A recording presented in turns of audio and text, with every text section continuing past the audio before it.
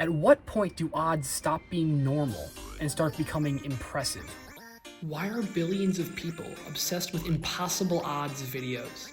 It can't just be for a singular number, right? Today, I'm gonna test that by working my way all the way from a simple 50-50 coin flip all the way to a nearly impossible trick shot. Flipping a coin is the easiest form of probability. If I told you right now that if I flip this and it'll land on tails, then I'd have a 50% chance of being right.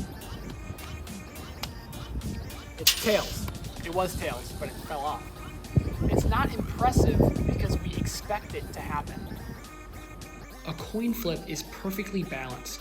It's a 50-50 guess, and that's why it's not very interesting to watch. There's no tension and no surprise. Research shows that humans are naturally drawn to outcomes that completely defy expectations.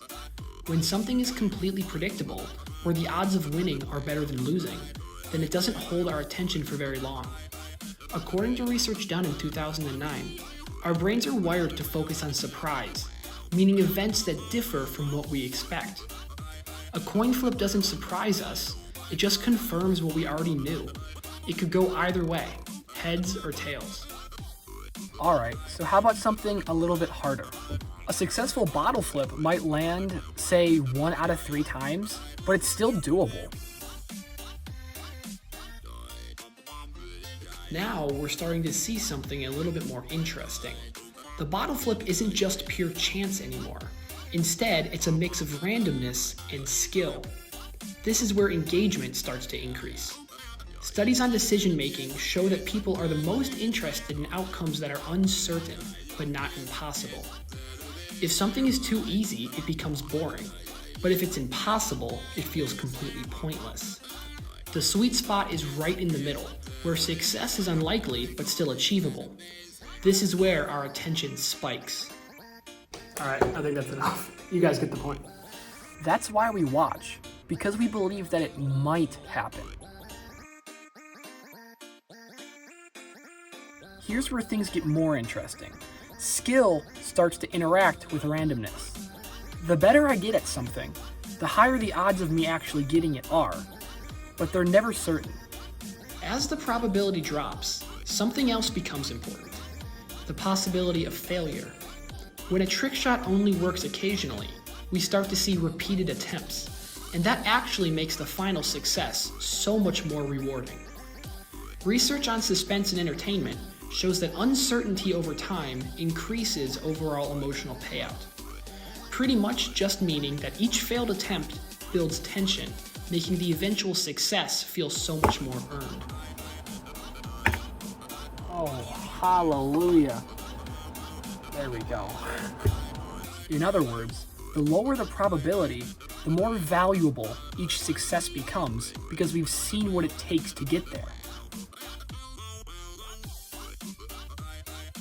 Now we're entering low probability territory. Shots that'll take dozens or even hundreds of attempts. And let me tell you the secret. You don't see the failures, only the success.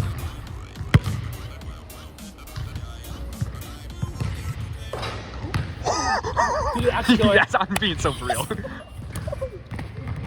Now we're entering the realm of extremely low probability.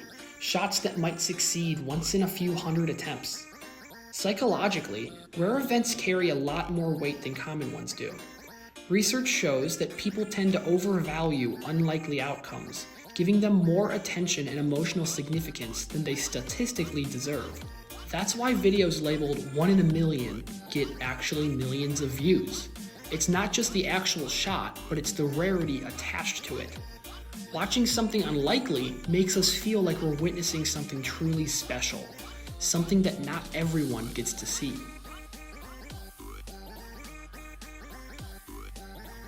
Here's where probability becomes spectacle, becomes a show. I'm gonna throw this ball into this cup from up there. At a certain point, probability stops being just math and becomes a spectacle, an actual show. Studies on cultural markets and viral content suggest that probability is a key driver of our attention as humans.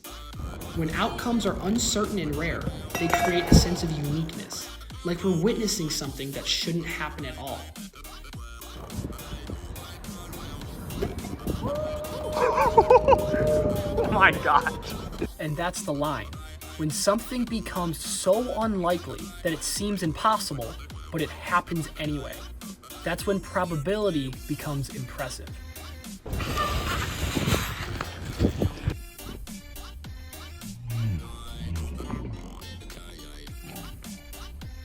So then, when does probability become impressive? Well, it's not at a 50-50 or a 1 in 10. It's when success becomes unlikely enough that it feels almost impossible, but still just possible enough to keep on trying.